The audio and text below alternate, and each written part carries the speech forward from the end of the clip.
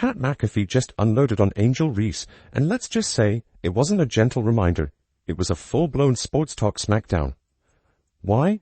Because Caitlin Clark dismantled the Chicago Sky like she was doing a tutorial on how to dominate professional basketball. From draining logo threes to dishing out dimes like Halloween candy, Clark reminded everyone what elite looks like. Meanwhile, Reese, she was out there putting in her best misunderstood protagonist audition and still couldn't sell it. Caitlin Clark was on a mission. Not just to win, but to send a message. A message to every talking head, every social media keyboard warrior, and especially to Angel Reese. I'm not here to be liked. I'm here to run this league. And Pat McAfee? He heard the message loud and clear.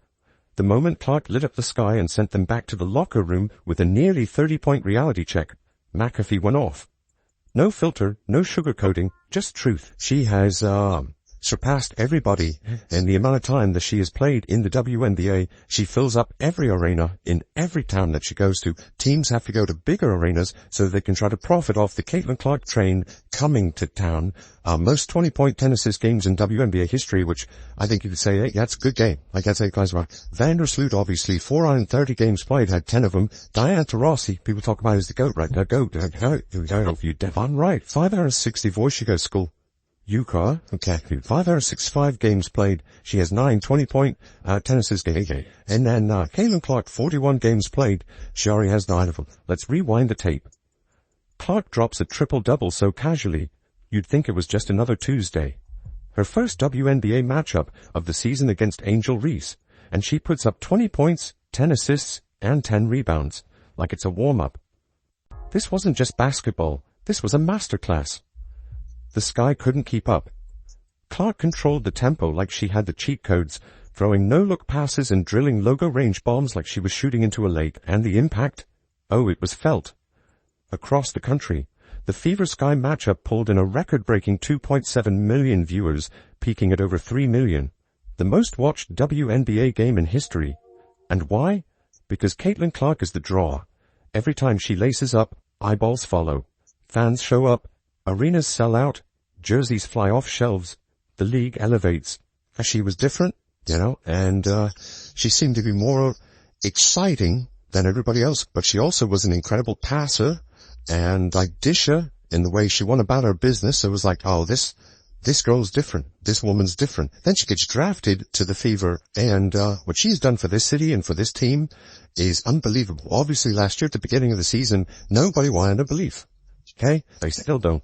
There's a lot of people that still think there's a lot of other. She is the one.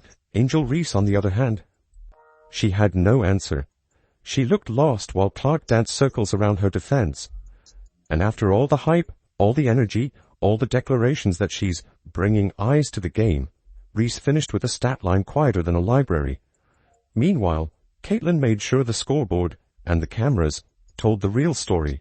It pisses off everybody whenever we say it, and then obviously it becomes a whole thing because we're a bunch of doofuses and things like that, but like, this is the golden goose. This is the one. This is the generational, multi-generational player, and we're incredibly lucky that she's in Indianapolis, and she won ham in the opener against the Chicago Sky and Pat McAfee. He wasn't about to let this moment be drowned out by spin. As soon as the final buzzer sounded, McAfee jumped on the mic and did what no one else in media seemed ready to do. Say what everyone watching was thinking. This wasn't about attitude. This wasn't about social media drama. This was about basketball. And Caitlin Clark had just dropped the mic. Then came the now famous foul sequence, the clear take foul, textbook stuff. But when Clark rightfully calls it out suddenly, the internet erupts. But not at the foul. No. At Clark. Somehow, someone edits the play into a highlight hit job. They clip out Reese pushing Natasha Howard moments before and jump straight to Clark making contact. Voila! A new villain is born, and the media eats it up. But McAfee? He wasn't having it. He called it exactly what it was, manufactured outrage. He mocked the cherry-picked footage, slammed the lazy editing, and ripped apart the hot takes flooding timelines. This is what Pat does best, expose the spin while everyone else is busy chasing clicks. They clipped the video, he said.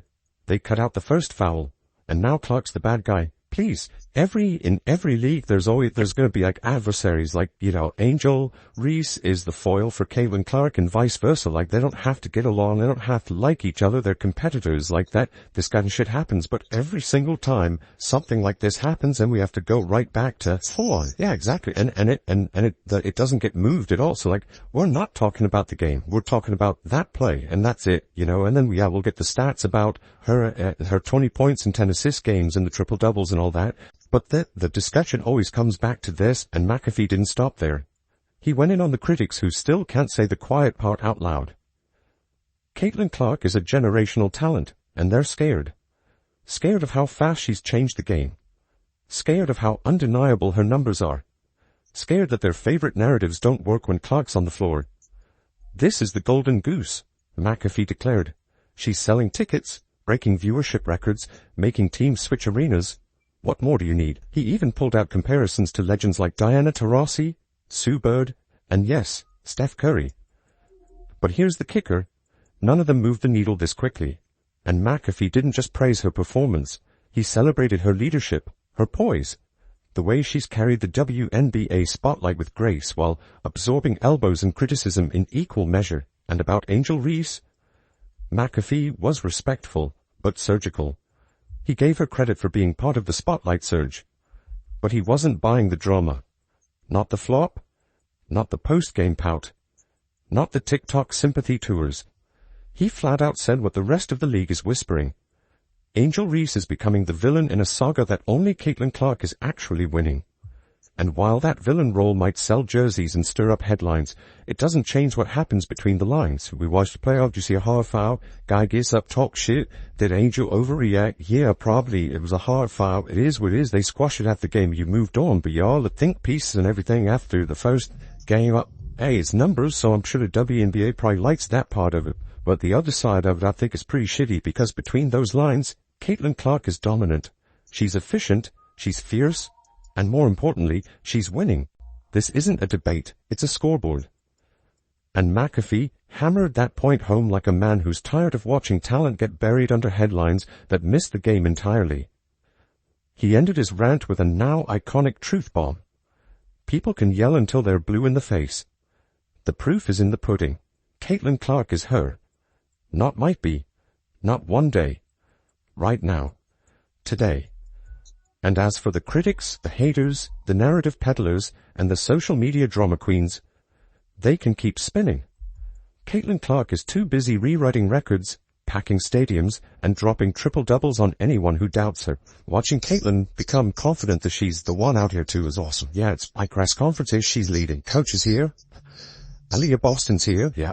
Kelsey Mitchell, dog, great player. She's down there. It's like, this is Caitlin's team. Pat McAfee didn't just deliver a segment. He launched a firework of truth right into the heart of the Caitlin Clark smear machine. And fans, they felt it. The response wasn't mild. It was a tidal wave of agreement from millions who've had it with the relentless shade thrown at Clark. In a media ecosystem drowning in hot takes and recycled slander, McAfee stood up and said what so many are thinking. Enough with the nonsense. The spin cycle is broken, and the game's brightest star deserves better. For months we were told to pipe down, that the whole Clark versus Reese dynamic was overhyped, that it wasn't a rivalry, just two second-year players crossing paths. Cute, harmless, coincidental. But now, that fairy tale is officially in the trash. The numbers are screaming, the crowds are roaring, and the takes are burning like cheap gas. This isn't just a rivalry, it's the most electric storyline in women's sports right now. Maybe in all of sports. And it's not because of some media fantasy, it's because Caitlin Clark keeps showing up and redefining what dominance looks like. And naturally, that kind of excellence makes people uncomfortable. But I think Caitlin Clark sees the bigger picture, wants to leave WNBA better than whenever she got there. And obviously I think Angel Reese is a part of this with how big her personality is and how well she's known. But it's like, ride it, just let's go. It's good for sports, the more eyes on all these things. And I think obviously has a lot of girl dads in here. It's great that that is where it's headed, but it just needs to be acknowledged by everybody that there is a driver behind it. It happens to be a bucket from Iowa in Caitlin Clark. Start with the viewership. The Fever versus Sky matchup, aka Clark versus Reese, round whatever, pulled in a jaw-dropping 2.7 million average viewers. At one point, it peaked at 3.1 million. That's not just impressive, that's record-smashing, history-making, jaw-dropping stuff. And yet, the same pundits who clutch pearls every time the WNBA makes headlines still have the gall to say, well, it's not really a rivalry. Really? Then why is every sports network in the country glued to their seats every time these two share the court? It's not just stats, it's symbolism. Clark and Reese represent two very different storylines. One is the polished prodigy, putting up triple-doubles with surgeon-like precision. The other plays the villain with flair, getting more headlines for her side-eyes and flops than her field goals. One moves the ball in the league, the other moves the conversation.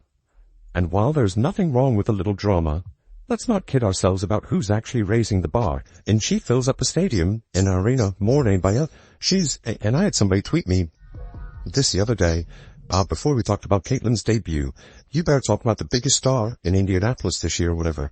And it's like, I'm not good at talking about I don't know enough about the WNBA to talk about it, but I do know enough about business. I do know enough about our superstar, and Caitlin Clark is both of those things, and she has the work ethic to back it up. Like, this isn't just going to be a flash in a pan. This is going to be for the foreseeable future, because of how hard she works. But here's where it gets deeper. This isn't war. It's not personal. This is basketball. And yet, some fans and influencers keep trying to twist every Clark-Reese interaction into some broader cultural crisis. Reese plays physical. So what? That's basketball. But the second Clark responds, or, heaven forbid, dares to compete, the media spins it into a morality play. Suddenly she's problematic, or entitled, or some other buzzword that falls apart under a single highlight reel of her draining logo threes. The real issue isn't fouls or flair, it's fear. The old guard, the narrative gatekeepers, the ones who controlled the conversation for years, they're rattled. Because Caitlin Clark is steamrolling their script. An anonymous GM poll just confirmed it. Clark wasn't just named the best point guard and shooting guard, she was voted the single player most GMs would build a franchise around. That's not fanboy hype. That's not social media stans. That's the people with paychecks on the line saying, give me Clark. Period. She's drawn Ohio, she's drawn Kentucky, she's drawn Illinois, Michigan. You got people traveling to Iowa. I was even traveling over. You got people traveling, come watch her in Indiana, and then every other arena is the same damn thing. She has home games in every arena she goes to. Yeah. And, it's a wonderful thing. It is a great thing for sports, and it does feel like more and more people are starting to understand. But while the front offices are handing her the keys, the peanut gallery keeps trying to rewrite the storyline. She's a media creation. She's only popular because, insert excuse here, the louder the applause gets, the louder the deflection grows. And it's painfully obvious. Because when you've got one player drawing ratings, filling seats, and shifting the culture in real time, and people still refuse to give her her due, that's not analysis, that's resentment. And through all of it, Clark remains unbothered. No clapbacks, no cryptic tweets, no petty jabs in the post-game presser, just buckets, just passes, just wins. She even tried to help Reese up after a hard foul, only for Reese to charge at her like it was personal beef night at Madison Square Garden. Clark didn't flinch. She walked away, composed, classy. The media twisted it anyway because of course they did. But the fans, they saw through it. Social media lit up. Not with hate, but with support, with clarity, with people saying, enough already, give her the respect she's earned. Even fans who never followed women's basketball are locked in now. They're watching not just the games, but the game around the game. They're seeing the bias, the double standards, the hypocrisy. One popular podcast broke it down best. You can like both players, but don't lie to yourself. Angel and Caitlin are in two different leagues. That's the part that rattles the system. Caitlin Clark didn't just arrive. She detonated. She's doing for the WNBA what Steph Curry did for the NBA, changing the geometry of the game and forcing the whole system to evolve. Whether the league was ready or not, Clark is here, and she's bringing a seismic shift with her. This isn't just about Caitlin versus Angel. This is about what happens when someone new storms the castle with stats, poise, and a fan base bigger than most franchises. The power balance is shifting, and the old narrative makers are losing their grip. Clark is dragging women's basketball into a new era, by force of talent, popularity, and professionalism. That's not hype. That's history. And I'm happy that Indianapolis is in dead center of it. Love hoops. Love hosting people. And Caitlin Clark has brought a lot to our city. And too, your point, Ty, and yours, D, but 41 of the 44 games are on national television. Exactly. They're on ION Network last year, and it was like the third highest rated WNBA game, that they had all season. Most national TV games for a single team in WNBA history. Most national TV games in franchise history. It's like, well, obviously the second one would lead to the third one there, but I like that we're just putting every stat as well that we have out there. But it's the real deal. They are a draw. And whenever you have a draw, you have to understand that it's a draw, and you have to take advantage of that. So while the drama swirls and the hot takes multiply, Caitlin Clark stays on mission, dropping triple-doubles, elevating teammates, and proving, night after night, that the future of the WNBA isn't some hypothetical. It's right here, wearing an Indiana Fever jersey, and absolutely cooking the competition. Pat McAfee saw it. Fans across the globe saw it. Even the league is starting to accept it. So if you're still pretending she's overhyped, here's the scoreboard. Clark dominated. Reese got humbled. And everyone else? They just got front row seats to a generational shift. If you're here to support Caitlin just like McAfee, drop a CC as the GOAT down in the comments below.